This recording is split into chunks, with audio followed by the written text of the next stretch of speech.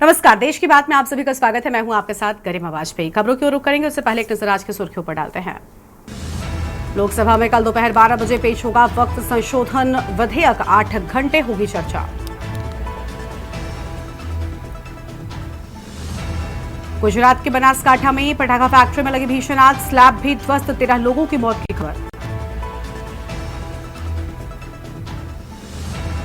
पश्चिम बंगाल में cylinder blast, 7 की मौत, मरने वालों में 4 बच्चे, 2 महिलाएं शामिल। विस्फोट से घर में रखे पटाखे जलने से फैली आग। जम्मू कश्मीर के कठुआ में सेना ने 3 आतंकियों को घेरा, 9 दिन में आतंकियों से तीसरी मुठभेड़। 28 मार्च को 4 जवान शहीद, 2 आतंकी ढेर हुए थे। झारखंड के साहिबगंज में 2 मालगाड़ियों की टक्कर में लोको पायलट समेत 3 लोगों की मौत।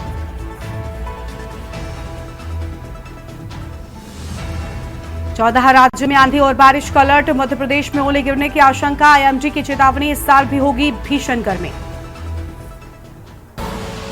आप देख रहे हैं के न्यूज, खबरों का।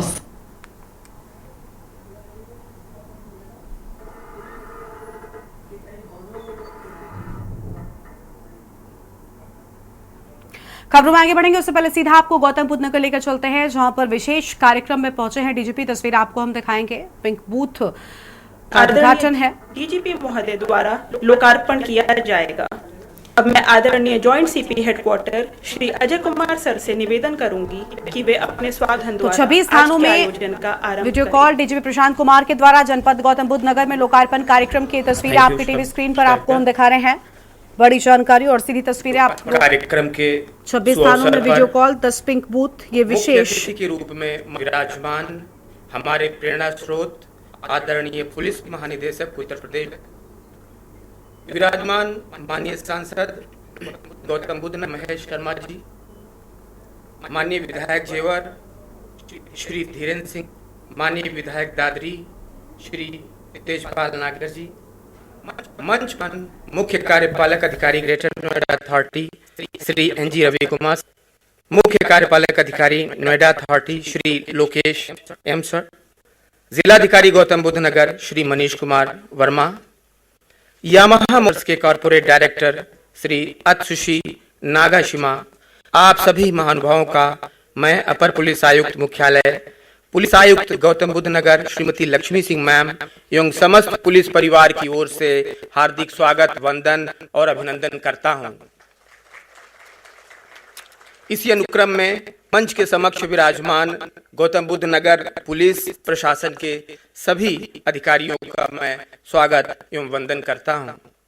साथ ही यहां पर उपस्थित बार एसोसिएशन तथा रेजिडेंट वेलफेयर एसोसिएशन के सम्मानित पदाधिकारियों, उद्योग जगत, शिक्षा एवं चिकित्सा के क्षेत्र से पधारे हुए सम्मानित अतिथियों का मैं हार्दिक स्वागत करता हूं।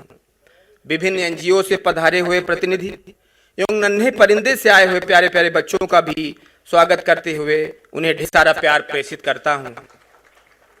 उपस्थित मीडिया बंधुओं का भी हार्दिक स्वागत है, जो लोकतंत्र के चतुर्थ स्तंभ के रूप में कार्य करते हुए जन कार्यों को विशेष रूप से जन जन तक पहुंचाने का महती कार्य करते हैं। सभागार में उपस्थित सभी जनमानस का बारंबार स्वागत एवं है। जय हिंद।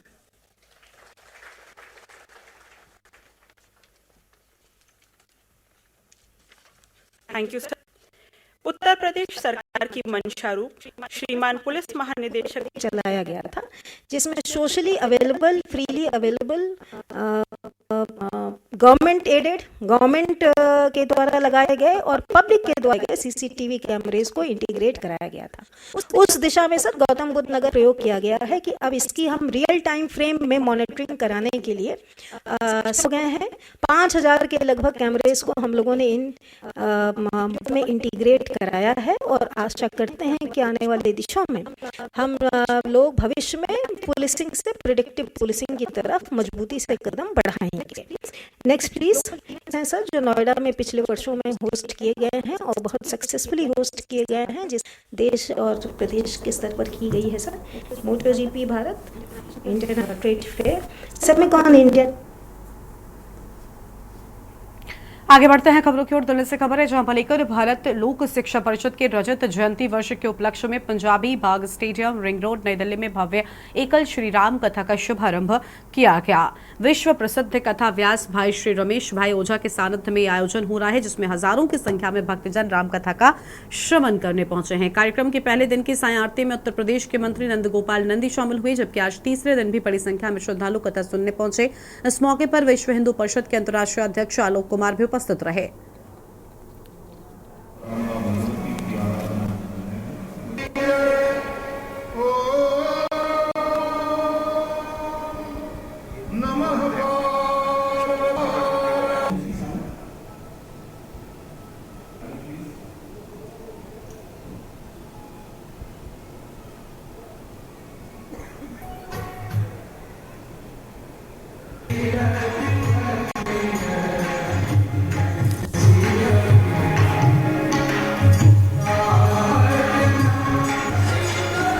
आज हम सबके लिए बहुत आनंद का दिन है। भाई श्री का पधारना, उनके दर्शन प्राप्त होना, एक ऐसा व्यक्तित्व जिन्होंने देश भर में राम कथा के माध्यम से हिंदू समाज को जोड़ने का प्रयत्न किया है, गुणवान करने का प्रयत्न किया है, संस्कारवान करने का प्रयत्न किया है। अभी उन्होंने बताया पोरबंदर के उनके आश्रम में 43 साल से 43 इयर्स नवरात्र, शारदीय नवरात्र में ऐसा ही कार्यक्रम होता है। आज कार्यक्रम है एकल श्री राम कथा।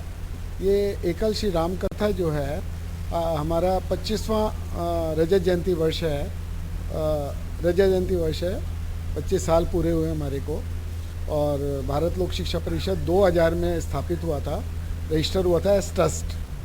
आज 3 मार्च को इसका 25 साल पूरे हुए और उसी उपलक्ष्य में हम लोग ये श्री राम कथा का आयोजन कर रहे हैं, जो कि एकल के विद्यालय के लिए निमित्त। उद्देश्य गांव और शहर में एक समन्वय बनाने का है कि इनका समन्वय कैसे बनाया जाए, क्योंकि हमारे देश में लगभग 6.5 लाख गांव हैं और 4000 शहर हैं। अब 6.5 लाख गांवों के साथ संपर्क कैसे स्थापित हो, किसान गांव का, जवान गांव का, मजदूर गांव का, धर्म परिवर्तन भी गांव का।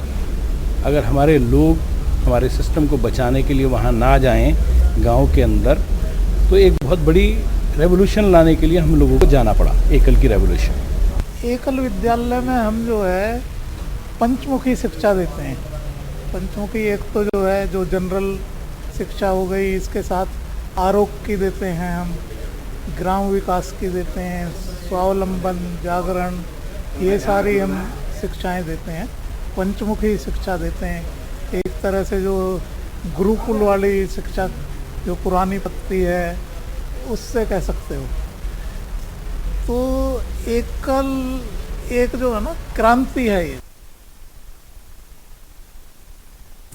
केंद्रीय कानून और न्याय मंत्री किरेन रिजिजू ने वक्फ संशोधन बिल पर चर्चा की जानकारी दी। उन्होंने कहा कि इस बिल पर चर्चा 8 घंटे तक की जाएगी, जिसे सदन की भावना के अनुसार बढ़ाया जा सकता है। रिजिजू ने यह भी कहा कि अगर कुछ राजनीतिक दल चर्चा से बचने के लिए बहाना बनाते हैं तो ये दुर्भाग्यपूर्ण होगा। ये उनके अनुसार ये बिल समाज और वक्फ संपत्तियों के प्रबंधन में सुधार लाने के उद्देश्य से लाया जा रहा है।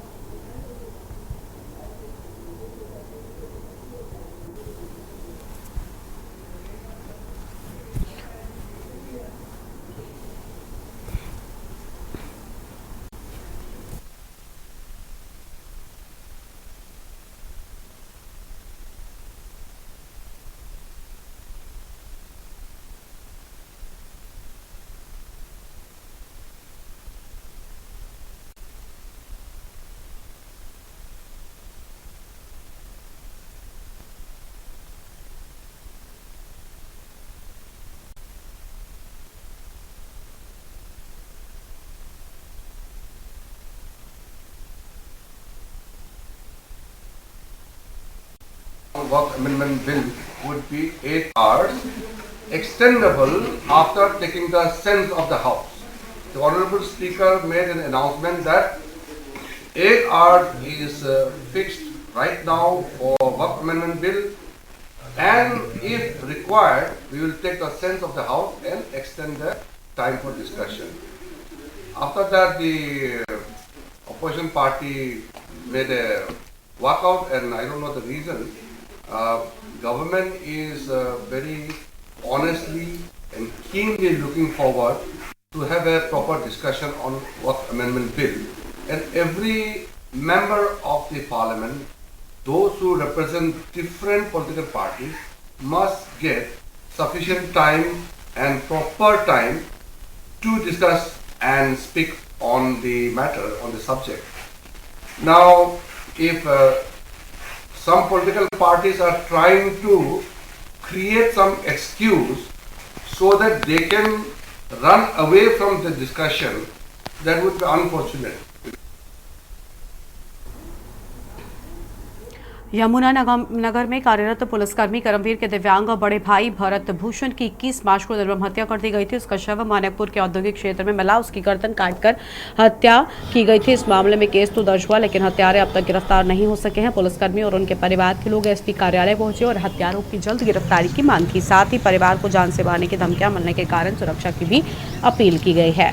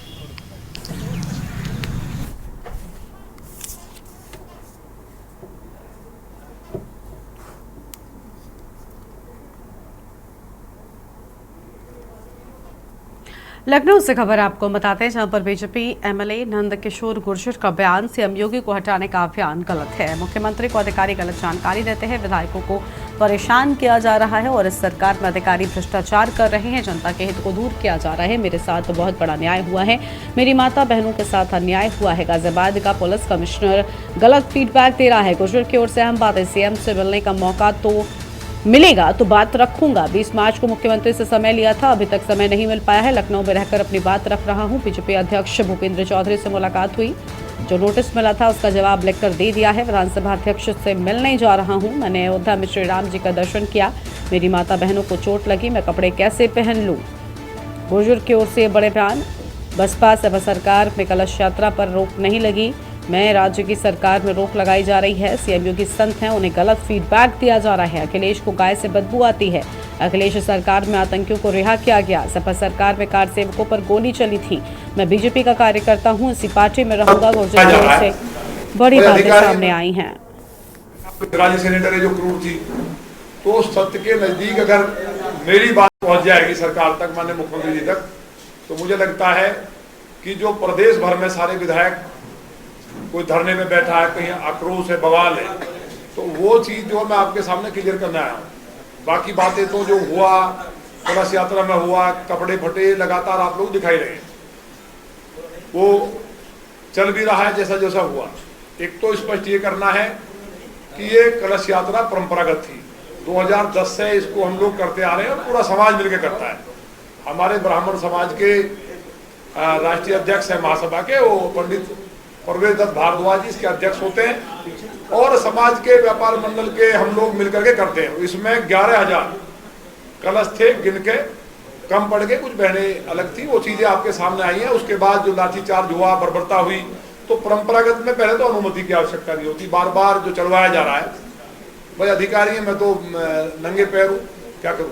कल भगवान राम से मिलकर आया हूँ और आशीर्वाद उनका मिला है कि इस अन्याय में कहीं ना कहीं जो असुरी शक्तियाँ हमारी बात माननीय मुख्यमंत्री जी तक नहीं जाने दे रही हैं, उनका भी नाश होगा और मुझे ये शक्ति मिलेगी कि मैं ऐसे राक्षसों का अंत कर सकूं जो सुशासन में बाधा बने हुए हैं। तो इस पे लाठीचार्ज हुआ, बहनों के कपड़े फटे, उनकी MLCs भी हैं, ये मैं बता चुका हूँ। मेरे साथ भी मैं गिर भी पड़ा, मैंने मानस को नीचे नहीं गिरने दिया। मानस अगर नीचे गिर जाता एक पेज भी तो बहुत बड़ा मैं समझता हूँ कि सारे सनातन का बहुत बड़ा एक संघर्ष हो जाता, और वो भगवान ने बचा लिया। तो हनुमान जी महाराज मेरे साथ थे, मैं भी बच गया। साजिश ये थी कि पुलिस जो है, जो कह रही है, वो भी क्लियर होना चाहिए कि मैंने पथराव कराया नहीं, मतलब मैं दंगा कराने का कुछ प्रयास कर रहा था। तो मुझे एक सदर होते हैं मुस्लिम समाज में, 3 और लोग थे, उन्होंने आकर के बताया कि पहले पुलिस ने बुलाया, लौनी बॉर्डर ने बुला के कहा कि आप लिख के दे दो कि कलश यात्रा निकलेगी तो बवाल हो जाएगा। ये लौनी में आबादी ज़्यादा है मुस्लिम समाज की। उन्होंने कहा जी ये तो हमेशा से निकलती आई है और हम तो इस पर फूल बरसाते हैं, इसलिए तो उनको डांटा गया। उसके बाद फिर कहा गया कि चलो इतना करो नहीं तो जेल भेज देंगे, कि आप पत्थर फेंक देना ऊपर से 4-6 लड़कों से, बाकी हम देख लेंगे। वो बोले जी ठीक है, वहां से जान बचा के आए। मेरे पास उन्होंने जानकारी दी, इसलिए क्योंकि मैंने जब ये सूचना आई थी कि लखनऊ से एक अधिकारी ने बताया कि ऐसा हो सकता है, षड्यंत्र है, तो मैंने उसकी अनुमति भी ले ली थी। वो आपके यहाँ सबके यहाँ वायरल हो रही है। SDM ने बयान दिया तो पुलिस अब उसके पीछे पड़ी है। ACP को भी दिया था, चौकी इंचार्ज को भी दिया था, उनका तो यहाँ तक कहना आवेदन नहीं दिया। दूसरी बात, वो जुलूस नहीं है, हमारी माताएं रहती हैं उसमें, बहनें रहती हैं, वो कलश लेकर के यात्रा निकालती है रामकथा से पहले, ये नियम है पूरे प्रदेश देश में। तो हमारी बहनें माताएं थी, वो लेकर निकली, जुलूस नहीं था, वो कलश यात्रा थी, जिसपे माननीय योगी सरकार में फूल बरसाए जाते हैं, लाठियां नहीं। अधिकारियों ने रोका, पूरा हेलमेट आपने देखा है, पूरा किस तरह से लाठीचार्ज हुआ, किस तरह मेरे साथ हुआ। उनका कहना मैंने उनकी गिरबान पकड़ ली। तो ज्यादातर भाइयों को तो स्पष्ट हो गया है, मैंने दे दिया, ये भी आपको स्पष्ट हो जाए कि गिरबान किसने पकड़ी है। ये मैंने प्रदेश अध्यक्ष जी को भी आपके माध्यम से भी सोशल मीडिया से दिया है, और वैसे भी मैंने फोन लाइन पर जुड़ चुके हैं। बहुत स्वागत नंद किशोर जी आपका। क्या कहना चाहेंगे, आपकी ओर से बड़े बयान दिए गए हैं, क्या कहना चाहेंगे इन बातों को लेकर? आप मुख्यमंत्री को आपका कहना है कि गलत संदेश दिया जा रहा है, गलत मैसेज उन तक पहुंचाया जा रहा है।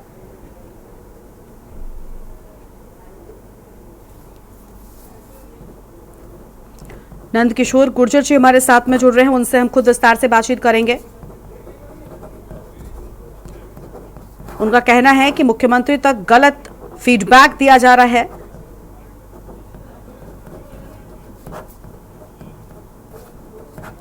उनकी ओर से बड़े बयान सामने आए हैं। उनका कहना है कि विधायकों को परेशान किया जा रहा है। उन्होंने कहा कि मैं इसी पार्टी का कार्यकर्ता हूं और इसी पार्टी में रहूंगा। एक बार फिर से हमारे साथ में बीजेपी MLA नंद किशोर गुर्जर जी फोन लाइन पर हैं। बहुत स्वागत सर आपका। क्या कहना चाहेंगे सर? आपका कहना है कि मुख्यमंत्री तक गलत फीडबैक पहुंचाया जा रहा है, शायद उसकी वजह से कुछ चीजें निकलकर सामने आ रही हैं, क्या कहना चाहेंगे आप? नहीं, देखिए, मेरा कहना यह है, रामचरितमानस पे जो जिस तरह से मतलब वो परंपरागत हमारी कलश यात्रा थी, उसको जुलूस बता रहे अधिकारी, फिर कह रहे कोई आवेदन नहीं दिया, जबकि हमने रिसीव कॉपी अनुमति लेकर के, कभी लेना नहीं पड़ता था, लेकिन जब हमें पता चला कि षड्यंत्र है तो हमने अनुमति भी ले ली। उसके बावजूद भी उसमें सब बहनें थी हमारी, और वहाँ लाठीचार्ज किया, कपड़े फट गए। हमारे साथ जो हुआ पूरे देश ने देखा है, आपने भी चलाया है। तो उसमें मतलब रामकथा करना कौन सा अपराध हो गया? मैं माननीय अध्यक्ष जी को मिलकर बता दिया है, जो कारण पूछा था कि रामकथा थी और हमेशा होती थी, जिसमें 11,000 बहनें कलश लेके सर पे थी जी। तो ये सब जो हुआ है उसके लिए मुझे उम्मीद है कि माननीय मुख्यमंत्री जी तक सही बात पहुंचेगी। तो आप अधिकारियों को इसके लिए जिम्मेदार मानते हैं? प्रशासन से शिकायत है आपको? नहीं, आप बताइए, जो भी है जिम्मेवार, ही तो जांच का विषय है। लेकिन जिस तरह से गिरवान मेरी पकड़ी ACP जो है वहाँ मानस के साथ, जो नहीं, आपने पुलिस कमिश्नर का नाम लिया अपने बयान में गुर्जर साहब, आपने कमिश्नर तो भाई, कमिश्नर के बिना कोई कर देगा क्या विधायक के ऊपर हमला? हाँ, बताओ जी। तो ये सब चीजें हैं जो चल रही हैं। मुझे लगता है कि जो मैंने मुख्यमंत्री जी से शिकायत कर दी थी अधिकारियों की कि 50,000 गाय कट रही हैं, उस व्यक्ति को नोटिस तक नहीं दिया, जिन्होंने गाय काटी उनको कुछ कार्रवाई नहीं हुई। तो ये सब चीजें जो उनके लूट हुई, बिल्कुल ऑफिस के बराबर में डकैती पड़ी, लूट हुई एक दिन में 3-3, तो उन चीजों को लेकर के तो कहीं ना कहीं हमसे रंजिश रही होगी कि भाई हमारी लूट में बाधक बने हैं विधायक। और भाजपा में जो सही बात है योगी सरकार में जो होना चाहिए वो बात हमने मुख्यमंत्री तक पहुंचाई थी। ठीक है, आपने यूपी बीजेपी अध्यक्ष से भी मुलाकात की क्या? उस दौरान आपने पूरा वाक्य साझा किया? नहीं, उनको मैं लिख के दे दिया है, मिले थे और मैंने उनको बताया ये मेरा है।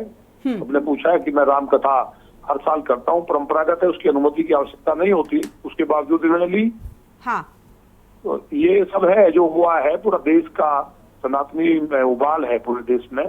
और महापंचायत गुर्जर महासभा ने जो की थी उसमें सभी धर्म जो हमारे जितनी भी जातियां हिंदुओं की सभी वहाँ के अध्यक्षों ने समर्थन दिया है और तय किया है कि माननीय प्रधानमंत्री जी के यहाँ 13 तारीख में लगभग 20 लाख लोग जाएंगे। और वो क्योंकि मैं संघ का स्वयंसेवक भी हूँ और उस विचारधारा से मेरा समाज भी जुड़ा है, देश जुड़ा है, तो संघ की विचारधारा से और माननीय मोदी जी के नाम पे इस देश में वोट मिलता है। तो ठीक है, आपने अपने बयान में ये भी कहा है कि इस पूरी बात को जब आप मुख्यमंत्री से मुलाकात करेंगे उन तक भी पहुंचाएंगे। देखना है मुख्यमंत्री इस पर क्या कुछ एक्शन लेते हैं। शुक्रिया सर आपका हमारे साथ जुड़ने के लिए, के न्यूज इंडिया पर आने के लिए और अपनी बात रखने के लिए। तो ये आम खबर आपको बता रहे थे जहां पर सपा सरकार में कार सेवकों पर गोलियां चली थी। गुर्जर की ओर से बड़ा बयान सामने आया है। उनका कहना है कि अधिकारियों के ओर से गलत फीडबैक दिया जा रहा है। इस पर और विस्तार से बातचीत करेंगे, हमारे साथ में हमारे संवाददाता बुरुक तेजल लौटेंगे।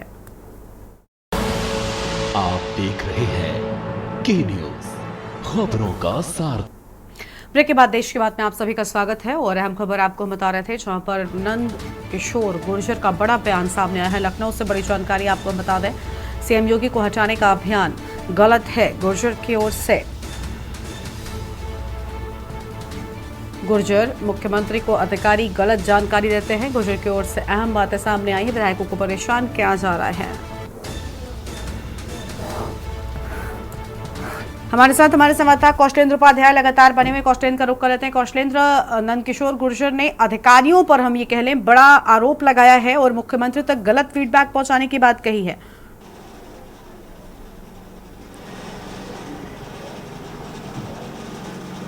जी बिल्कुल, देखिए आपको बताएं कि बीजेपी विधायक नंदकिशोर गुर्जर लगातार दूसरी बार विधायक हुए हैं लोनी विधानसभा क्षेत्र से। उसके बाद उनका जो इस सरकार में जो उनका रुख रहा है वो सरकार के खिलाफ है। वो अधिकारी ही नहीं, अधिकारी की नियुक्ति कौन करता है? सरकार की तरफ से की गई है। तो ये कहीं ना कहीं सीधा अटैक मुख्यमंत्री योगी आदित्यनाथ पे भी वो कर रहे हैं, क्योंकि उनकी बात जो है या तो सरकार तक नहीं पहुंच रही है या अपनी कुछ बात अपनी वहाँ तक पहुँचा नहीं पा रहे हैं और उनके मन में क्या है तो वही जान सकते हैं। लेकिन अगर बात करें कि नंदकिशोर गुर्जर की, जिस तरह से उन्होंने बयानबाजी दी और बयानबाजी को लेकर भारतीय जनता पार्टी की तरफ से उनको नोटिस जारी किया गया कि जिससे बताया गया संगठन और सरकार को दोनों को नुकसान हो रहा है, इसलिए इनको नोटिस दिया गया। और जवाब देने के लिए खुद लेटर लेके बीजेपी के प्रदेश अध्यक्ष भूपेंद्र चौधरी के पास लेके पहुंच जाते हैं। आज बता रहे थे कि 20 मार्च से उन्होंने समय लिया हुआ मुख्यमंत्री से मिलने के लिए, लेकिन मुख्यमंत्री से इनकी मुलाकात नहीं हो पा रही। अब उसमें कह रहे हैं कि अधिकारी जो हैं मुख्यमंत्री के पास भी जो अफसर हैं वो उनको गलत फीडबैक दे रहे हैं। जो गाजियाबाद के जो जिला पुलिस कमिश्नर हैं उन पर उनका आरोप है और ये आरोप करीब पिछले 3 महीने से लगातार उनका विवाद चल रहा है गाजियाबाद के पुलिस कमिश्नर साहब। सोचिए कि गाजियाबाद से वो आके लखनऊ में अपनी बात को रख रहे हैं और ये कह रहे हैं कि मैं गाजियाबाद से इसलिए लखनऊ आया कि मेरी बात मुख्यमंत्री तक पहुंच जाए, लेकिन गाजियाबाद उनकी बात यहाँ तक नहीं पहुँच पा रही। अगर मुख्यमंत्री से इनको मिलना है तो बकायदे एक नियम है, उसके तहत समय मांगा जाता है। अब 20 मार्च से इन्होंने समय लिया, इनको समय नहीं मिला अभी तक मुलाकात का। उस बीच में क्योंकि सरकार के 8 साल पूरे होने पे जो कार्यक्रम चल रहा है उसमें लोगों की व्यस्तता है, उसको देखते हो सकता है समय नहीं। लेकिन हाँ, पिछले 2 दिन से मुख्यमंत्री योगी आदित्यनाथ से जो नए जिला अध्यक्ष बने वो सब तमाम लोग मिल रहे हैं, कई विधायक मिल रहे हैं, लेकिन नंदकिशोर गुर्जर की मुलाकात नहीं हो पाई। नोटिस जारी होने का सबसे बड़ा कारण यही है कि कहीं ना कहीं सरकार भी इनसे नाराज, इनकी बयानबाजी को लेके।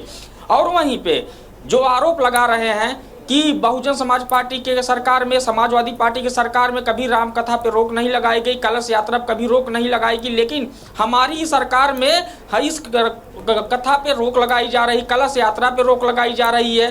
उसके बाद इनके साथ पुलिस से जो नोकझोंक हुई है गाजियाबाद में, वो फटे हुए शर्ट पहन के अयोध्या पहुंच गए दर्शन करने के लिए, लखनऊ में आके प्रेस कॉन्फ्रेंस कर रहे हैं वही फटे हुए शर्ट में। तो इनका जो दिखाने का तरीका है वो कहीं ना कहीं सरकार के पास फीडबैक जो गलत देने की बात कर रहे हैं, तो इनकी भी देखनी चाहिए कि ये क्या कर रहे हैं। वो देखने के बाद ही पता चल जाता है कि सरकार कहीं ना कहीं इनसे नाराज है और सरकार के लोग इसलिए इनसे संपर्क नहीं कर पा रहे हैं। कौशलेंद्र आपका हमारे साथ जुड़ने के लिए और अहम जानकारी के न्यूज इंडिया के दर्शकों के साथ में साझा करने के लिए। बड़ी खबर आपको बताते हैं जहां पर किशोर गुर्जर का बड़ा बयान सामने आया है। गलत फीडबैक पहुंचाने की बात उनकी ओर से कही गई है। और अब सीधा बरेली आपको वापस से लेकर चलते हैं जहां पर मुख्यमंत्री योगी आदित्यनाथ पहुंचे हुए हैं और करोड़ों की बड़ी जनपद वासियों को दी जाएगी। बनाने का संकल्प लिया और ये बिल्कुल अंतिम पायदान अंत्योदय, भारतीय जनता पार्टी का अंत्योदय का जो सपना है उस अंत्योदय को साकार करने की दृष्टि से ये ऐसे विद्यालयों का बनाने का काम हुआ। लगभग 1000 क्षमता इन विद्यालयों में छात्रों की होगी। हर विद्यालय लगभग पूरे प्रदेश में 18,000 विद्यार्थी इन विद्यालयों में रहेंगे, पढ़ेंगे, उच्च शिक्षा तक पहुंचेंगे। और मेरा उन बच्चों के लिए भी बहुत बहुत धन्यवाद है, बधाई है। सौभाग्य के पात्र हैं वो सब बच्चे, यहाँ से एक अच्छा शिक्षा अध्ययन करते हुए वो अपने परिवार को, अपना स्वयं का विकास करेंगे और साथ में अपने क्षेत्र का विकास करेंगे। मैं उनको भी बहुत बहुत शुभकामनाएं, अभिवादन, वंदन करता हूं। उन बच्चों को भी मेरी तरफ से बहुत बहुत आशीर्वाद है। मैं महाराज जी को याद दिलाता हूं कि मेरा भी, मैं चूंकि अध्यापक रहा हूं, इस विद्यालय से मेरा आना जाना बना रहेगा, बच्चों के बीच में मिलना जुलना और इस प्रकार का, ऐसा मैं महाराज जी को आश्वस्त करता हूं। और इस विद्यालय की पूरी चिंता और एक बहुत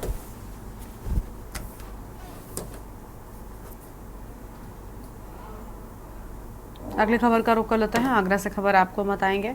आईपीएल सट्टेबाजों पर पुलिस की बड़ी कार्रवाई, कैफे से संचालित हो रहा था सट्टे का कारोबार। डीसीपी सिटी सोनम कुमार के निर्देश पर हुई कार्रवाई। बरू धाकड़वाड़, डोरेलाल आदि 9 सट्टेबाजों को गिरफ्तार किया गया है। मैच के दौरान कैफे में बैठकर लगा रहे थे सट्टा। कैफे के आड़ में चल रहा था सट्टेबाजी का खेल। 1.63 लाख रुपए और 4 दोपहिया वाहन भी बरामद किए गए हैं। एक एसयूवी कार, 10 मोबाइल भी जब्त किए गए। एसपी विनायक व एसपी मयंक के नेतृत्व में हुई कार्रवाई। क्लब स्क्वायर 8 कैफे से हो रहा था सट्टे का खेल। थाना जगदीशपुरा पुलिस एसओजी की संयुक्त कार्रवाई। बड़ी जानकारी आपको बता रहे हैं। कैफे के आड़ में चल रहा था सट्टेबाजी का गोरख धंधा। देखिए, कल रात 31 तारीख को हमें सूचना मुखबिर द्वारा प्राप्त हुई कि सीटीवी चौराहे के पास मानस नगर में एक क्लब स्क्वायर 8 कैफे, वहाँ पे कुछ लोग आईपीएल सट्टा खेलने वाले हैं। इस क्रम में तत्काल टीमें वहाँ भेजी गई, एसओजी टीम भेजी गई और सीपी सर की एसओजी टीम, थाना अध्यक्ष, एसीपी साहब, ये सब स्वयं पहुँचे वहाँ पे और वहाँ से हम लोगों ने इन लोगों को रंगे हाथ पकड़ा है। इसमें 9 अभियुक्तों को गिरफ्तार किया गया है। 1,62,430 रुपये हम लोगों ने वहाँ से बरामद किए हैं। 10 मोबाइल फोन्स अलग अलग कंपनी, 4 टू व्हीलर और 1 एक्सयूवी भी हमने बरामद किया है। 3 हुक्का, 6 डिब्बे फ्लेवर, 1 चुटकी, 1 माचिस और 1 चार व्हीलर। ये लोग हुक्का भी ये लोग अवैध रूप से वहाँ पे संचालित कर रहे हैं। इन सबको गिरफ्तार किया जा रहा है। और इसी खबर पर बातचीत के लिए हमारे साथ में हमारे संवाददाता अजेंद्र चौहान जुड़ चुके हैं। उनका रुख कर लेते हैं। अजेंद्र, बबलू धाकड़वाड़, डोरीलाल आदि 9 लोगों को गिरफ्तार किया गया है। सट्टेबाजों पर पुलिस ने बड़ा एक्शन लिया है। देखिए, आईपीएल शुरू होते ही सट्टेबाजी का बाजार गर्म हो जाता है। उसी के चलते आज आगरा पुलिस ने देर रात कल डीसीपी सोनम कुमार के निर्देश में यहाँ कार्रवाई की गई और इसमें 1,63,000 रुपए के साथ साथ 2 4 पहिया गाड़ी बरामद की गई, 10 मोबाइल जब्त किए गए और तकरीबन 1,63,000 रुपए की नकदी यहाँ पर बरामद हुई। ये लोग एक क्लब स्क्वायर 8 के नाम से कैफे है, यहाँ पर इस कैफे में सट्टे का खेल चल रहा था और यहाँ पर 9 लोगों को गिरफ्तार किया गया है, जिसमें अलग अलग लोगों के नाम है। फिलहाल सभी लोगों को गिरफ्तार कर जेल की कार्रवाई, गिरफ्तार करके पुलिस ने कार्रवाई की है और आगे भी इस तरह का अभियान पुलिस का चलता रहेगा। डीसीपी का साफ कहना है कि जो भी लोग आईपीएल के सट्टे में लिप्त होंगे इनके खिलाफ कार्रवाई सख्त की जाएगी। जी, शुक्रिया आपका अजेंद्र हमारे साथ जुड़ने के लिए और अहम जानकारी के लिए। कैफे से संचालित हो रहा था सट्टे का कारोबार। बड़ी खबर आगरा से आपको हम बता रहे हैं।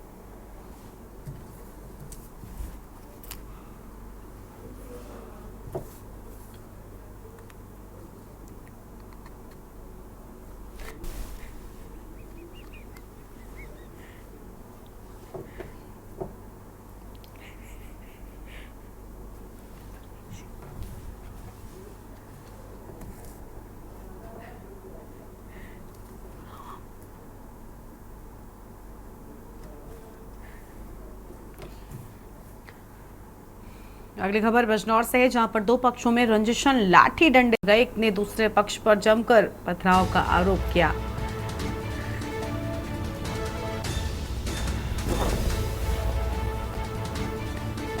मारपीट में घायल हुए दो लोग। मारपीट का वीडियो सोशल मीडिया पर वायरल हो गया है। कोतवाली देहात के ग्राम हिंदूपुर का पूरा मामला।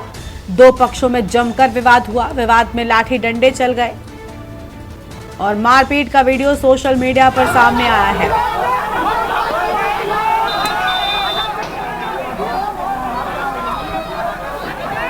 एक पक्ष ने दूसरे पक्ष पर पथराव का आरोप लगाया। मारपीट में घायल हुए दो लोग।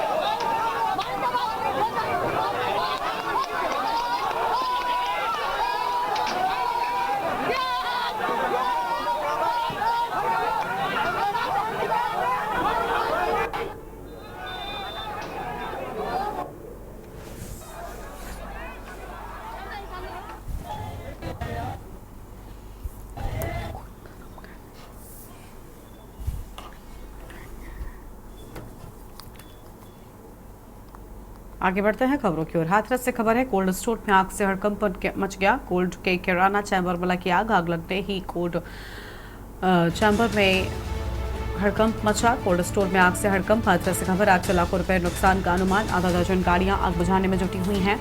खबरें आई सैड कोल्ड स्टोरेज की घटना। शासकीय क्षेत्र में संचालित है कोल्ड स्टोर। बड़ी जानकारी आपको हम बता रहे हैं। शॉर्ट सर्किट से आग लगने की संभावना। अहम खबर आपको हम बता रहे हैं। आग से लाखों रुपयों का नुकसान का अनुमान। आधा दर्जन गाड़ियां आग बुझाने में जुटी हुई हैं।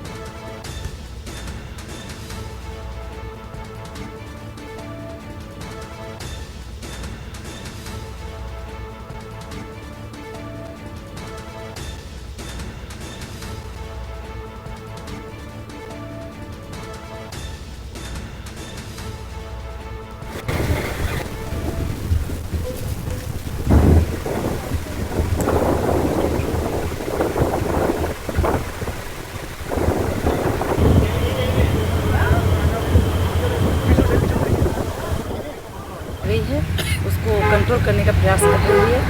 किराना का स्टोर है, किराना वाला चैम्बर है जिसमें आग लगी हुई है। किस तरह का सामान रखा हुआ था? किराना मतलब जैसे किराना, आपका अच्छा। गरी है या मिर्च है, जो किराने की जो आइटम है वो रखे हुए। एक चैम्बर इनका किराने का था, उसमें आग लगी। और जबकि इनके द्वारा अग्निशमन का NOC वगैरह लिया गया था और पूर्ण रूप से सही तरह से संचालित था। वैसे आपकी जो बात हुई है मालिकांग से, तो किस तरह की सूचना मिल रही है कि क्या है? शॉर्ट सर्किट की वजह से आग लगी है, क्योंकि वहाँ ड्राई मटेरियल रखा हुआ था तो बरसात पकड़ गई। सीतापुर से खबर है, मंदिर के पास शराब ठेका खुलने से गुस्सा, लोगों ने सड़क पर उतरकर विरोध प्रदर्शन किया है और मंदिर से महज 50 मीटर की दूरी पर खुला ठेका।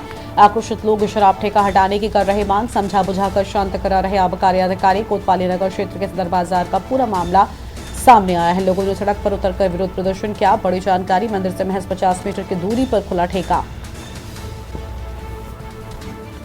आक्रोशित लोग शराब ठेका हटाने की कर रहे मांग।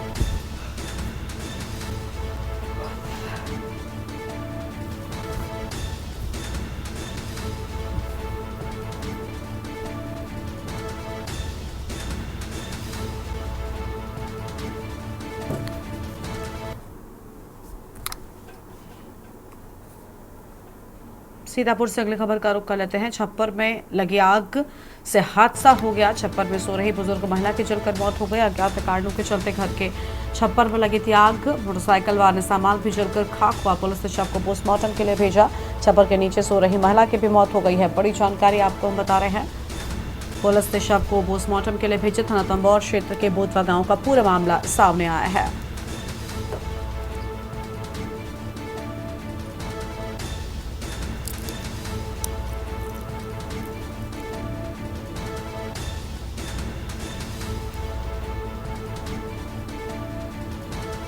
पुलिस ने शव को पोस्टमार्टम के लिए भेजा।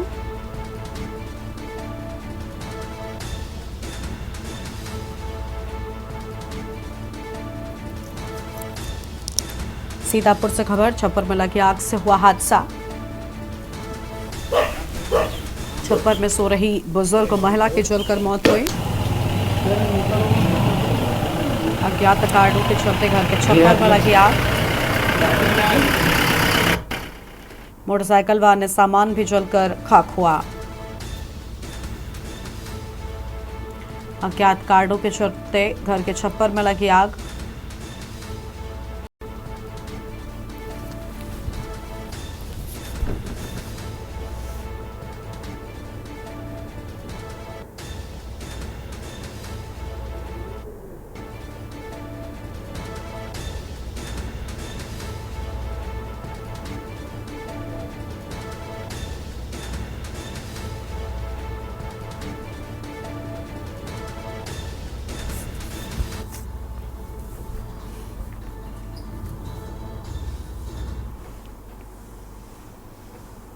सोनभद्र से खबर है, लगातार पकड़ी जा रही अवैध अंग्रेजी शराब। टैंकर में 60 लाख की शराब पकड़े जाने का मामला। एक 4 पहिया निजी वाहन में मिली 20 पेटी अंग्रेजी शराब। संदिग्ध वाहनों की चेकिंग के दौरान पुलिस को सफलता। बिहार बॉर्डर पर पकड़ी गई 20 पेटी अवैध अंग्रेजी शराब। संबंधित वाहन पर सवार चालक समेत 2 हुए फरार। पुलिस ने आबकारी अधिनियम के तहत लिया एक्शन। अज्ञात पर केस दर्ज कर शराब समेत वाहन जब्त किया गया। थाना माची के तिघार तराहा स्रोत का पूरा मामला सामने आया है।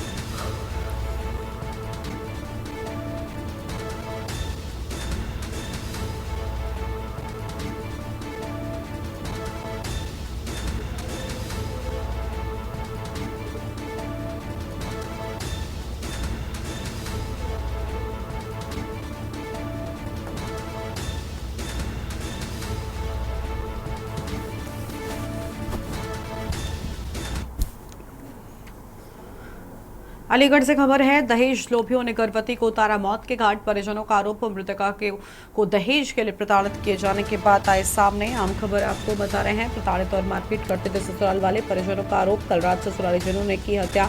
अनिता के साथ मारपीट, उसे मौत के घाट उतार दिया। घटना को अंजाम देने के बाद ससुराल वाले मौके से फरार। मृतका के परिजनों का रो रो कर बुरा हाल। पुलिस ने शव को कब्जे में लेकर पोस्टमार्टम को भेजा। तहरीर के आधार पर पुलिस जांच में जुटी। अलीगढ़ के थाना गंगीरी क्षेत्र की पूरी घटना सामने आई है।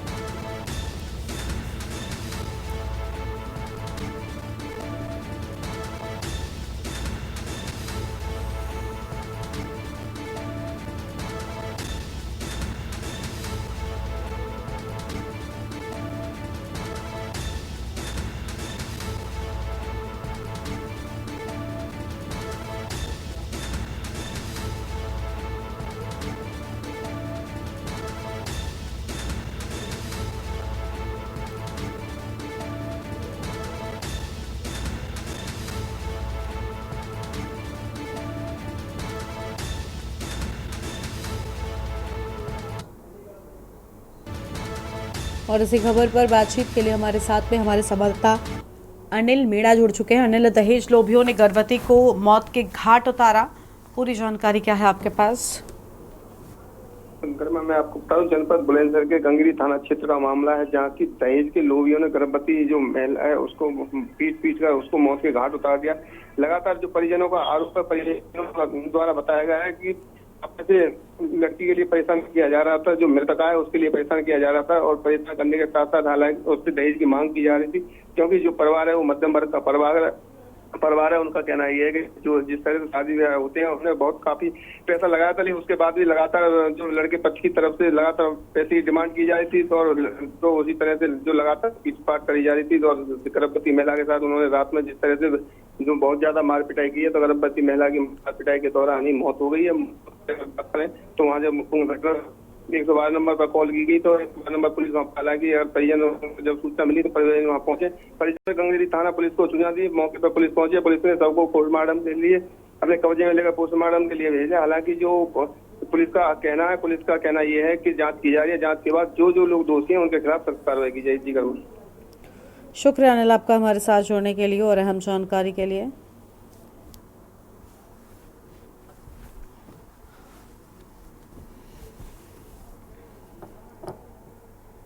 और अब सीधे आपको लेकर चलते हैं बरेली। मुख्यमंत्री क्या कुछ कह रहे हैं, सुन लेते हैं। ऐसे मैं बधाई देता हूं और आप सभी का अभिनंदन करता हूं। यह वर्ष अत्यंत महत्वपूर्ण है। पूर्व प्रधानमंत्री स्वर्गीय अटल बिहारी वाजपेयी जी की यह जन्म शताब्दी वर्ष भी है। 25 दिसंबर 2025 को अटल जी के जन्म के 100 वर्ष पूरे होंगे और जन्म शताब्दी वर्ष में बरेली के नवाबगंज में अटल जी के नाम पर इस भव्य दिव्य अटल आवासीय विद्यालय का लोकार्पण, ये अपने आप में हमारी स्मृतियों को अनंत काल तक एक नया संजीवनी देता रहेगा।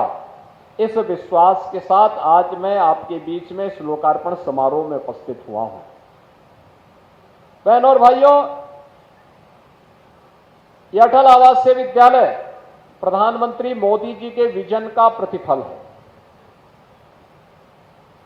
हमारे बीओसी बोर्ड से जुड़े हुए जो श्रमिक हैं,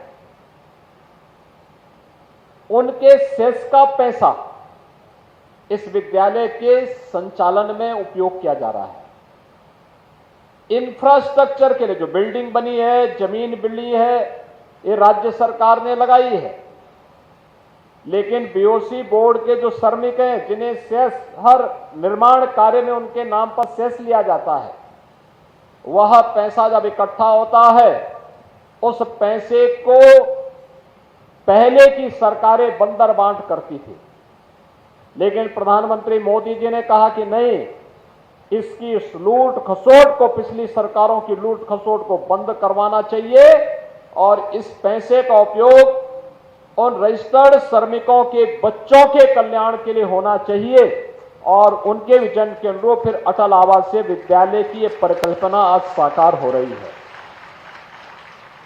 इसमें बीओसी बोर्ड से जुड़े हुए श्रमिकों के बच्चों को और कोरोना कालखंड में जो बच्चे अनाथ हो गए थे, निराश्रित हो गए थे, उन बच्चों को यहां पर एक प्रवेश परीक्षा के माध्यम से प्रवेश दिया गया।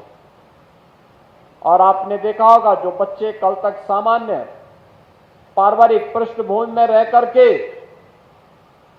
विद्यालय भी नहीं जा पाते थे, आज उनको एक श्रेष्ठ वातावरण देने का प्रयास इस अटल आवासीय विद्यालय के परिसर के माध्यम से हुआ है।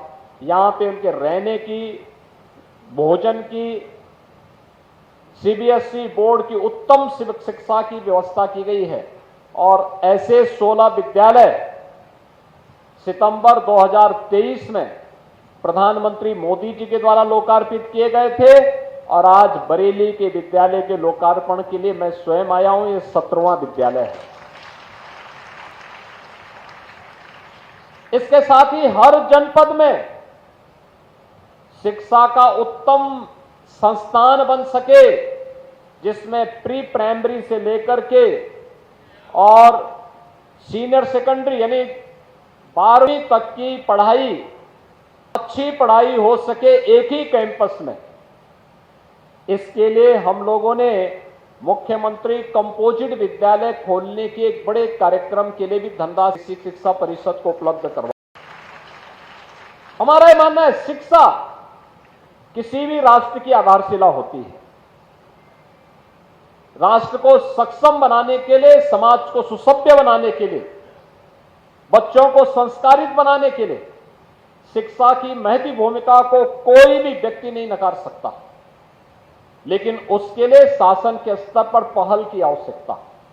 और सरकार इस दिशा में जो प्रयास प्रारंभ की है, मैं बधाई दूंगा यहां के विधायक डॉक्टर एनपी आर्य जी को, सांसद श्री छत्रपाल सिंह गंगवार जी को, कि उन्होंने पहल करके इस नवाबगंज में उन्होंने अंत्योदय की परिकल्पना को साकार करने वाले सर्वदेव अटल जी के नाम पर इस विद्यालय के लिए जमीन उपलब्ध करवाई और आज ये भव्य भवन यहां पर बन चुका है। अटल आवासीय विद्यालय ये शिक्षा का एक मॉडल होगा। मॉडल इसलिए क्योंकि यहां पे जो स्टाफ दिया गया है इसका भी प्रशिक्षण हुआ है। हर वर्ष इनके लिए ओरिएंटेशन कोर्स चलते हैं। पाठ्यक्रम में क्या बदलाव होना चाहिए जिससे आसानी से बच्चे समझ सके।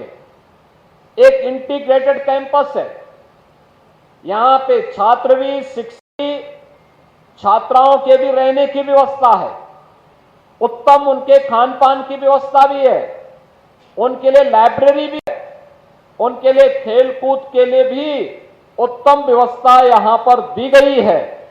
चाहे वह स्टेडियम हो, खेल का मैदान हो, इंडोर गेम्स का हो, और फिर स्किल डेवलपमेंट के लिए भी यहां पर अनेक कार्यक्रम प्रारंभ होंगे, जिससे उसकी पढ़ाई के दौरान ही तय हो जाएगा कि बच्चा किस फील्ड में जाकर के पारंगत होकर के राष्ट्र के विकास में अपना योगदान देगा।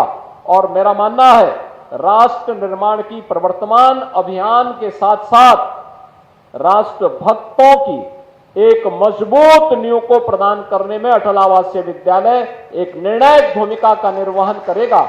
इस दृष्टि आज इस नवाबगंज के बरेली के इस मंडल के अटल आवासीय विद्यालय को लोकार्पण करने के लिए मैं आपके बीच में स्वयं यहां पर आया हूं। अभी हमें मुरादाबाद के अटल आवासीय विद्यालय के भी लोकार्पण के कार्यक्रम को आगे बढ़ाना है।